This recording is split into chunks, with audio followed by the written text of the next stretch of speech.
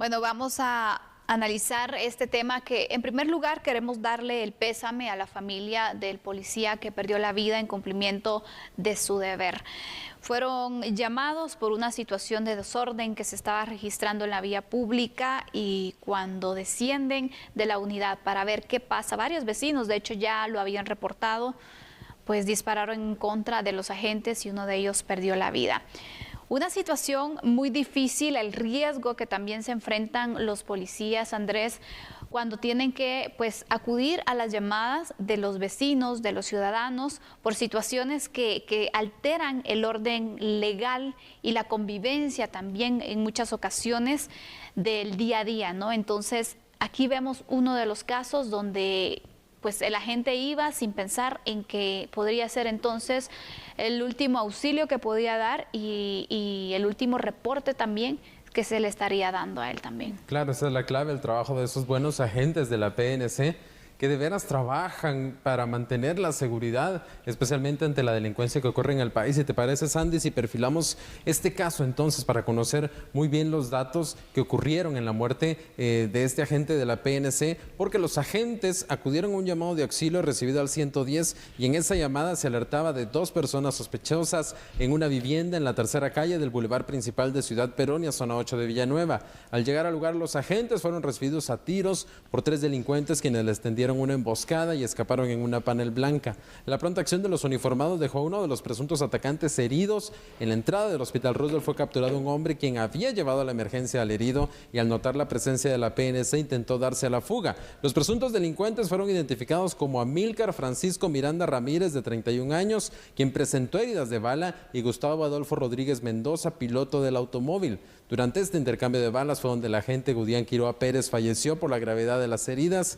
Quiroa entró de turno el lunes, una de sus misiones, imagínate, el lunes entró de turno, una de sus primeras misiones fue acudir a Ciudad Peronia después de estas denuncias y bueno, la PNC ha lamentado el deceso de la gente y ha reiterado el compromiso de llevar a prisión a todos los implicados, pero realmente es lamentable porque entonces ya no se siente uno, se vulnera las herramientas que tenemos como población para solicitar ayuda, porque se está usando el 110, porque en este caso al parecer fue una emboscada, se llamó al 110 y lo único que había ocurrido ahí es una emboscada, cuando el 110 debería ser utilizado por personas que están en peligro, que tienen alguna situación importante de seguridad, para que la PNC acude a ese llamado, y en este caso los delincuentes lo único que están haciendo es quitarnos la agencia de esas herramientas que tenemos.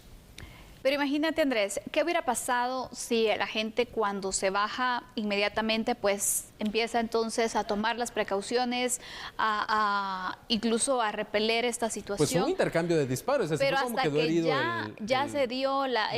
hasta que ya se dio el ataque por parte de los delincuentes es que ellos empezaron, porque los agentes no pueden hacer lo contrario, la ley se los prohíbe.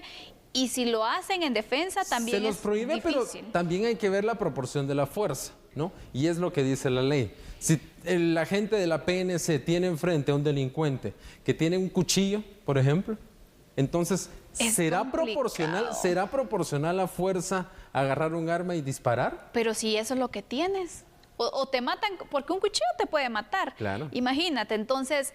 Y tú solo tienes un arma, porque aquí está también la situación complicada para un policía.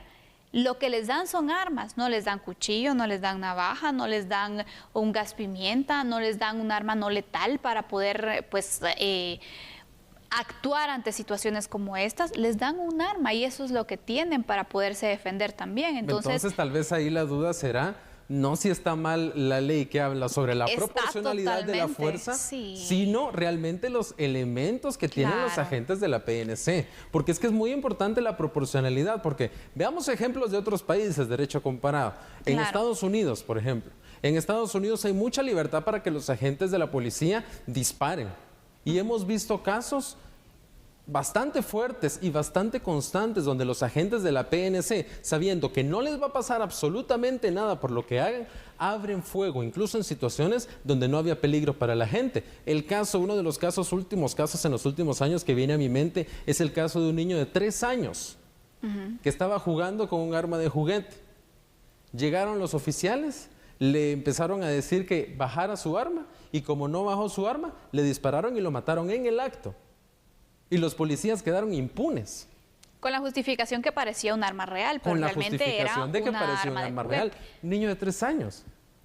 Entonces, hay que ver los extremos, ¿no? Claro, pero porque mira, si en un extremo dejamos que la gente de la PNC no tome ninguna precaución, vemos el ejemplo de otros países. Vemos esta situación también. Es un tema de legislación, pero también es un tema práctico, porque, por ejemplo, la ley te puede quedar muy bonita y decir, bueno, vamos a hacer la proporción de cuándo es una defensa propia, cómo se puede realizar, porque incluso, Andrés, está la persona civil. Si tú, un delincuente, te ataca con un cuchillo y tú tienes un arma y lo matas, te vas preso, porque no lo atacaste con un cuchillo. Entonces, ¿en qué momento buscas un cuchillo? Si nos vamos a esa comparación.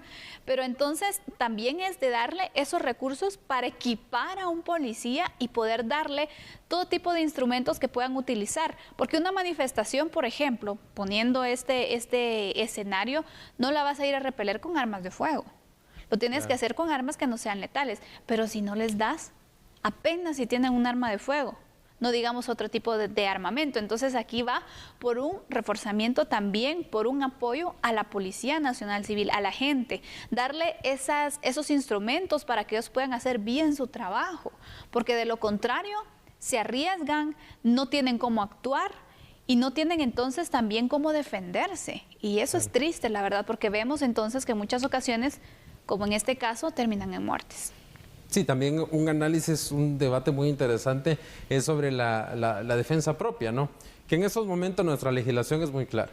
Si una persona mata a otra persona, la persona que mató a la otra persona se va a la cárcel. Sin importar las circunstancias, se va a la cárcel en ese momento y surge la investigación. Y ya en la investigación es donde todo ese contexto y todas esas circunstancias entran en juego. Pero de primeras, de una vez a la cárcel, que es lo que pasa también cuando, por ejemplo, algún conductor de un automóvil mata a algún peatón.